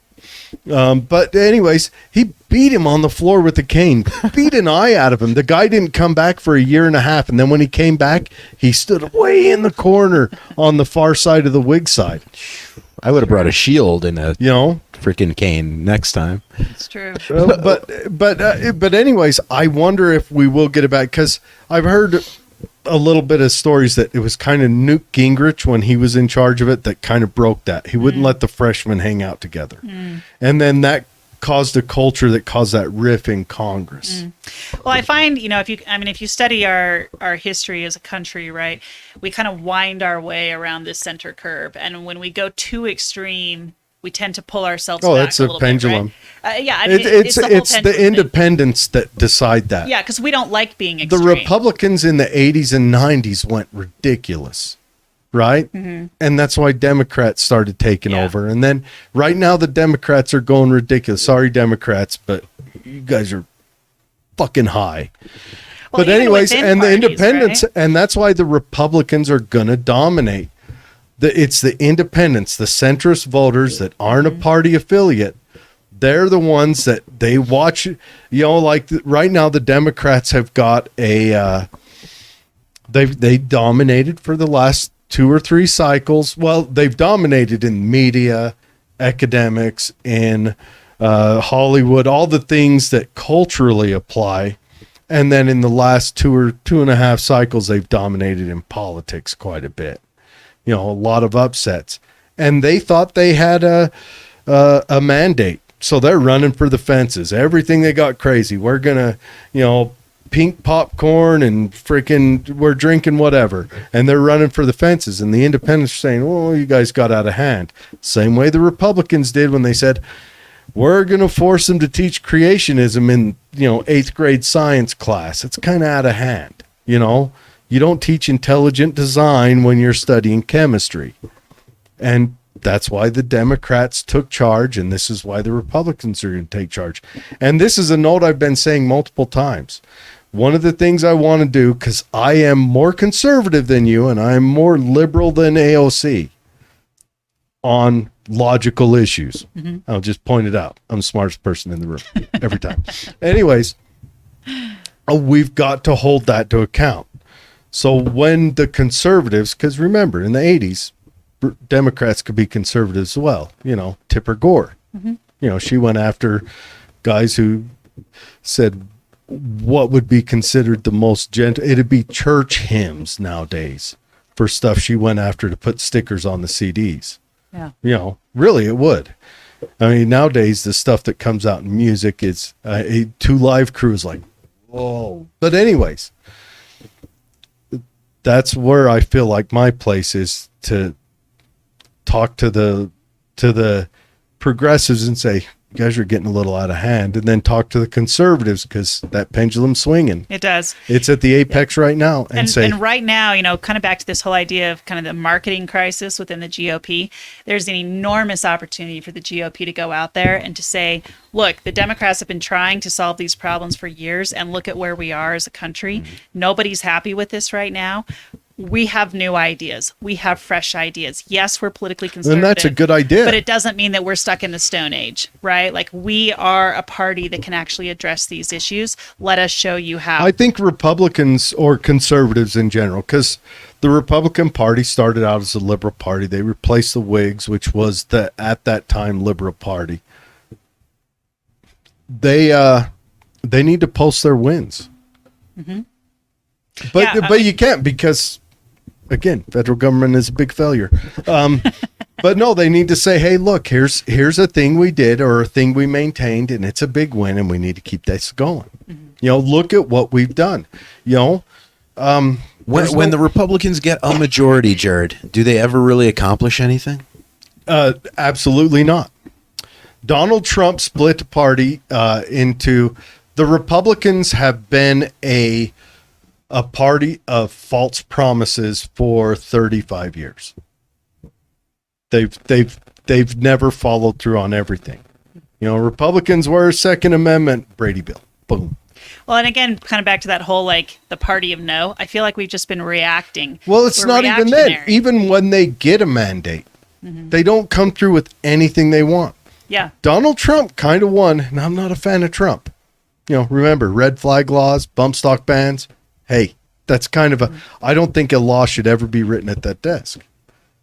But he became super popular because he's the first guy from the Republican Party that not only went to where the party was and didn't dictate from on high, let's talk about George Bush Jr. or Sr. or, even a little bit of Reagan. He went to where the party was, what they wanted to hear. He's a Democrat that came in and changed the party because he went to where the roots of the party were. Well, and right now, right, we've got more young voters voting in, mm-hmm. registering independent than ever before. Yep. And what's interesting is that young voters and people who are even kind of on the fence about the GOP right now, they're not going to the Democratic Party, right? No, the Democrat Party is... They're just kind of sitting there. And so again, right, back to this idea, if we could figure out how to reshape the conversation, how to retake control of our narrative and show what we're mm-hmm. actually capable of and can actually do to help people, boy, I think all those people are sitting right there because young voters, boy, they care a lot about fiscal responsibility right now. Oh, yeah. They care a lot about energy. Well, care a they lot see about no climate. future. Exactly. And so, and there are a lot of people in Congress who are making decisions, and they are not going to be around long enough to see the consequences of those How many actions. kids graduated college and got all these, when they got pushed into college by their parents and got that preachy talk, and then got in there and they're getting out of college and they see no avenue for wealth. Yeah. They can't it's afford a huge house. Issue. Again, like I said, right? A lot of my Yeah. friends, a lot of my family members can't afford houses at this They're point. they've got a 4-year degree, right? In anything but STEM, and they're making less than any knucklehead that's driving a piece of heavy equipment. Yeah, it's a huge problem. So, but again, right, like we've got to have people in there who are going to drive that conversation and who are not just going to react to what's happening on the floor at any given moment. And we don't have it right now. And if we keep re-electing those same people, why would we expect to get anything other than what we have? And what we have isn't working. Yeah, no, I agree. And it seems like we vote, or maybe it's just a feeling, but the only people you hear about are people that drive the partisan narratives. You'll hear about AOC all the time, which she's a do-nothing politician. She does absolutely nothing. She's, She's a loud voice. but on the other side, you got Lauren Boebert. And Marjorie Taylor Greene. Yeah. I actually like Marjorie Taylor Greene because she forces the vote. That's why everyone hates her. That's why the Republicans hate her. Because when they try to do that voice vote, she walks down to the floor and says, I would like to have a real vote. Seriously. Yeah. But they only do that. And that they drive their narrative, and then they bring on the centrists that are kind of uniparty guys that keep driving us into more wars and more military spending, which, I don't think we have time for me to go on to that subject tonight. Yeah. David, you've been quiet for a while. All right. You ready for this one? I don't know. How are we doing on time? I have no idea where we are in this. I'm When's having it? so much fun talking to 8:08. you guys. So let's talk about some economics. All right. Okay. Aaron, Remember, what do you- they're hard. Have you ever done a Bitcoin transaction? I have not actually. I have not done a Bitcoin transaction. I thought about it, and then it got super expensive, and that's as far as I went. Okay. So if there was legislation out there for, I guess this is a pretty gray question, but like, do you think regulation would be good for cryptocurrency, or should the government just be hands off of that? Yeah, that's a tough one. I mean, if you look back at, going to our federal agencies, right, with the SEC, the whole point of the SEC is to regulate currency, and cryptocurrency has been operating in this weird gray space. Is it currency? Is it not currency? What is it? What do we do with It's like Twitter. Yeah, exactly. It's a The new government technology. hasn't caught up at all. Exactly. It hasn't caught up at all. And I don't want them to, because I'm afraid if they catch up, they will, put a picture of a president on it. I hope it's William Henry Harrison. And then they write underneath that, economics are hard, and ruin it. I mean, the reality is, at the end of before long, I don't see how cryptocurrency won't come under the SEC's arm. Just because of the way it's being digital it's being currency, used, I right? believe, will be drawn up by Yeah. the SEC. I don't know if cryptocurrency will come under them, because they can't inflate it and manipulate it. Yeah, but who knows, right? This is all kind of speculation at this point, but if it's functioning like a currency, then I can certainly see a future where the SEC, where there's a case that comes up before the Supreme Court, right? Something happens. Where they make it illegal. And, well, it not necessarily illegal, but it just becomes another type of currency that becomes regulated by the SEC. I can certainly see that happening. Oh yeah, they'll just try to tax everything, and Well, is that possible with crypto? I mean, who knows, right? because But- remember, the federal government has done so much for us that they anyways, Nuclear weapons, Jared. Nuclear weapons. Think of the great things. yeah, yet they're not building any nuclear power plants. Yeah. So what would we do to stimulate the production of nuclear power plants? Shut the progressives down. Anyways, question 2. It's the progressives that killed it. So should we put them in prison to prevent them from destroying our future in nuclear Don't energy? let Hollywood actors anywhere near any sensible ideas, and you'll be fine. Next question. Should we confiscate their yachts? Let them have their yachts. I don't care if they have a yacht. Just don't. The question is we've got to get the average person to quit listening to morons on the silver screen. You'll never get that to happen. I know. So next question. What is the next question? Aaron, I don't know. Have we Aaron, run out of you questions? ask yourself a question because I'm curious to know what question you would ask. Yeah. yourself. Yeah. Oh, I don't know that I have any questions for myself. I mean, I I don't know. I want to say this. I dig your history. I dig that you worked on a committee in taxation. I imagine That's an important one to work how many on. years did it take you to shower that off? And then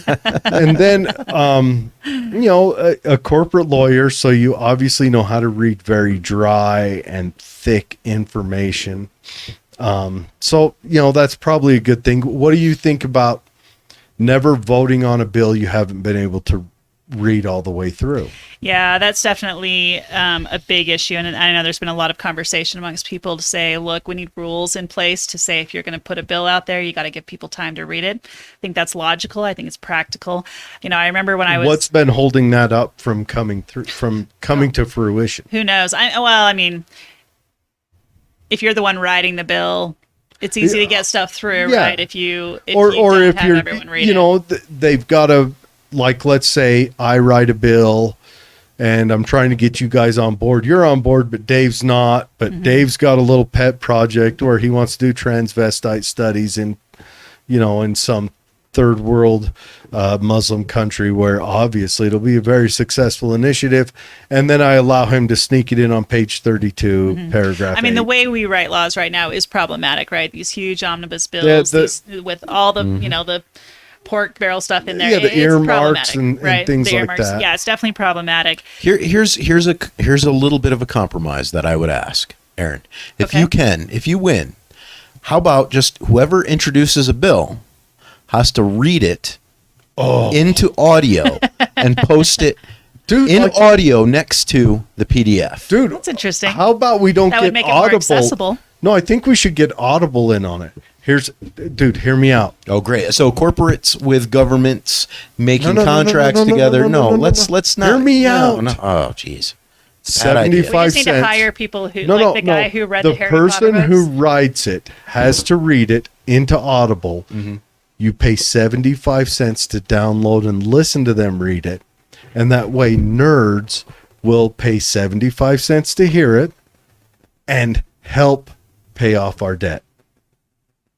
All right, that's a fair compromise. Dude. Well, that's definitely an interesting one. Like any gun control bill, I'm a nerd. I'll be listening to that. You First pay the Amendment 75 bills, cents. I would yeah. pay the 75 cents, right? Yeah. rather than read it myself and just have someone read They it. to want me. to talk about how they're going to justify the, whatever. Probably not going to do it, but someone might. But it has to be the person introducing the bill. Has to read it. He has to read it. Maxine Waters Oh, needs God. to put Can you imagine all the that? bills through. Oh my God. Well, I will say when I was in the Senate, working in the Senate, I heard folks talk about how, I think it was Senator Enzi on the Finance Committee. He was, I think, the only senator who actually read the entire Affordable Care Act, the whole bill, before it was passed. And he was a voracious reader, apparently. He would wake up early in the Oh, morning. apparently and he read must have a whole been to bunch of read stuff. that one. That one was Yeah. what, 1,400 pages Yeah, that was a or something? big one. That was a really It was big one. ridiculous. And it destroyed our health insurance system. Yeah, but I don't think it's recoverable after that. But he was the only guy who read it, and people were kind of like, oh, he's, there was a lot of respect for him for doing it, and it's like, well, that's also the job, but It should be, yeah. and there are ways of doing it, you can split it up amongst staff and have people read, but it's challenging. Yeah, it's hard to do that. I think, what would your staff have to be to read a 1,400 page Right. bill that they gave them, 2 days? I think it was less than 2 days. Yeah, it was a very fast turnaround. Mhm. Hey, And Republicans and Democrats are both guilty of this, right? oh I mean, yeah, no, yeah. across the board, this Oh is yeah. something that we Except the should Republicans never put bills forward, so Well, I don't think Mike Lee will vote for a bill he can't read or didn't read. yeah. So I'll give that to him. I am wondering, back to that. So what I was going to ask is, what do you think all this, because we're seeing a lot of pressure against Mike Lee this year, which is kind of weird. What do you think all that pressure's come from? A lot of Republican primarying coming towards him. What do you think that's coming from? Well, you know, I mean, that's not my race, right? So I mean, just your personal, what do you think it's coming? Because I feel like there is a definite split in the Republican Party. You've got your corporate uniparty Republicans versus your kind of popularist Republicans. That's just my feeling. Me as an outsider watching it, that's what I feel. yeah, I think in the Senate race, that's probably fair, right? You have people where the split we're seeing in the Senate race is very similar to the split we're seeing in the party at large, which I think is yeah. actually what makes the District 2 race a very interesting race, because that I'm finding that's not the case. People across the Republican spectrum are frustrated with Representative Stewart because of kind of this absenteeism and kind of the ineffectiveness. And it doesn't matter where you fall on the party, people feel that frustration. That doesn't seem to be the case in the Senate. It seems to be a lot more divided along the lines that we're seeing in the fracture Feels like of the there's- party at large. I feel like the Republican Party is being ripped asunder. Well, I really, yeah, and I mean, think it yeah. started with Trump. I mean, on the night of the what the heck do you call it? The big, Inauguration? no, the big party the Republicans have before the. Why am I forgetting words tonight? It's beer. Anyways, you know, when the Republican Party were threatening to kind of throw Trump out, and he says, "Do it. I'm taking your whole party with me." It's kind of the same thing that Teddy Roosevelt did in when he ran against Taft. Yeah, but he And failed. started the Bull Moose Party. Yeah, he did fail. Yeah. You Trump know, wouldn't fail. Well, that's because the Republicans didn't throw him out like they did Roosevelt. if you want to get nerdy for a second, one of the presidents that intrigues me the most is James A. Garfield. Mm-hmm. And part of it is because his time period was very similar to ours, right? Like he went to the Republican National Convention and the party was fractured at the time. Uh-huh. And you had the spoils system, a lot of corruption going on. In And the they were party. also arguing about silver then too. The silverbacks, weren't they? They were arguing about a lot of things Yeah. at the time. And you had Ulysses Grant, who was trying to get another shot at the presidency. And, this is after the I don't know. Civil The War. guy who started the word lobbyist from his actions, I think we should have really thrown him in there again. I think it would have been. Well, anyway, but Garfield was an interesting figure because he showed up and he was there. He'd been a general in the Civil War. He shows up to the Republican convention to give a speech for one of the other candidates, and the party was just totally fractured on who they were going to support. They couldn't get the number of votes necessary to put any one candidate forward, and so Garfield gives this speech, and all of a sudden, someone in the crowd is like, Garfield for president. Yep. And the crowd just rallied behind him. And all of a sudden, Garfield becomes the Republican nominee for president. And he had to fight. He was not in office long. He was one of our presidents who was assassinated. But he spent his whole time trying to figure out how to unite a fractured party in the wake of the Civil War. What do you think about doing away with parties? Is it possible? I don't know that it's possible. It's I don't hard. think. I think. Well, parties they happen naturally anyway. From the start, from the guys who did the old conspiracy to lock themselves up and write the Constitution, and those guys that said, "Wait, you're going too far," which is a crazy thought. The Anti-Federalists were the guys saying you're making too big of a federal government. That's a crazy Yeah. thought.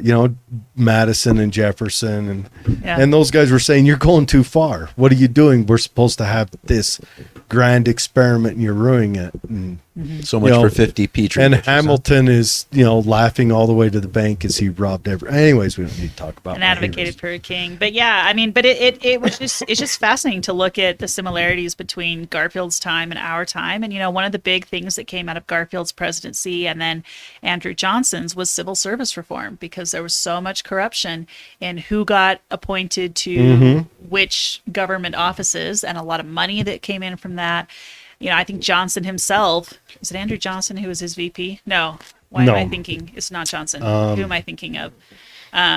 Chester Arthur. Yep, Chester A. Yeah, Arthur. so Chester Arthur was the guy who got the Port of New York, and there was a ton of money involved in that position, and he was part of that corrupt system. Yep. And he was so kind of moved by everything Garfield had done and other things that happened in the wake of Garfield's death that Chester Arthur became the guy to implement Garfield's civil service reform.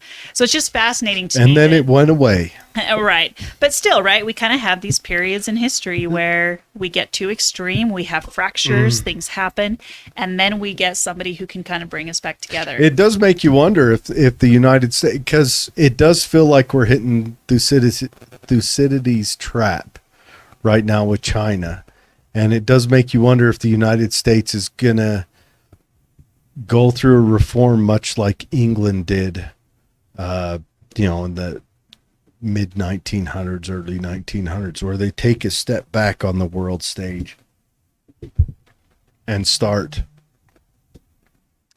backing away from being a dominant force on the world. And I feel like we may be heading that way. Maybe, but Because it's funny, all the things we did with China, where we shipped all our industry over there, China started to do with Africa. China is noticing that we're going to start being a consumer nation, and they've started to ship industry to Africa. And then I think that's an interesting thought that maybe in 100 years, Africa will be going through these same growing pains that maybe we in China are going through now. And they'll be doing that with China, or maybe an intermediary like India, or who knows, the ruble's bounced back. So maybe Russia, and the US will be sitting like England, where we live in kind of a supportive role. maybe. But I do see, I see kind of first and foremost, we've got to figure out this fracture that's going on in the party right now. And we need a Garfield-like character who's going to step up and we unite also us. we need the Republican Party to recognize that there are human beings that are Republicans down below them, and they've got to, they haven't forever. They've always preached one thing and done the exact opposite, and preached one thing. When was the last time we had a Republican that was fiscally responsible? Yeah. Including Trump. It's true. It's something that we talk about a lot, and we don't do we anything could say about. the guy's name. Sure. Anyone want to say his name? Anybody? Eisenhower. Okay. 72 years. The last guy that was fiscally responsible in the Republican Party. The party that preaches that. Yeah, it's a huge problem. Yeah. I don't see us ever correcting it, to be honest with you. I mean, are we too far gone? I know, I remember when Chris Stewart was running, he was like, yeah, we can become fiscally responsible and fix this and correct this. Me personally, I am like this. I'm like, okay, look, the plane's going down. This is the position we have to assume. Put your trays in the upright position. You're reaching up over your Let's head. prepare for the crash landing. for the little face We're not mask going to bag make it thing. to our destination. But with that being said, we're coming up on our time. Yeah. Our next guest is on the way. Yep. I want to ask one last question, and then I'm going to let you close it out, Erin. Okay. We should have let her close out. We should have finished the show at Economics is Hard. That should have been it. Erin, do you see yourself as like a Freedom Caucus candidate if you were to win? That's a good question. I don't know. I think there are things about the Freedom Caucus that are interesting, but again, I have a little bit of a problem with everything we've got right now has led us to where we are right now, and it's not really working, and we all acknowledge that. So if we keep drawing these hard lines that I am this kind of person, we're not going to get the kind of creativity and ingenuity that we talk about and espouse in the Republican Party that's going to help drive us forward, right? So what I'm looking at with all these groups is saying, what are the elements here in each of these different groups that are interesting, that are good, that are working? How do we take those and create something new out of it? Because we can't get anything new if we keep doing the same thing over and over again, right? It's the definition of insanity. And the most common thing I hear from people is that they just want to see sanity in politics again. You can argue about whether or not that's possible, but what will not happen is if we keep doing the same thing we're doing, because that is the definition of insanity. So, Man, I just heard a bunch of blah, blah, blah, tear the government down. If you heard what you wanted to hear, I'm fine with it. No, I Always actually- hears what he wants to hear. No, one way or another.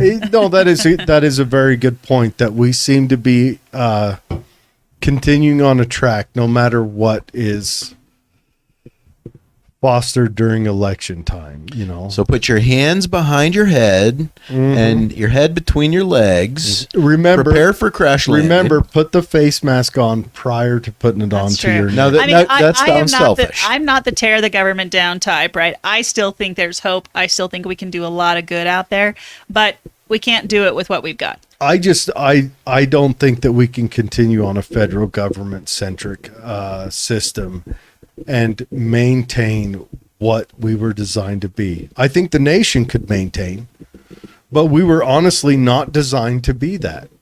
And so we keep scabbing that in, where we've got a federally, you know, the United States was not a word until the late 1860s.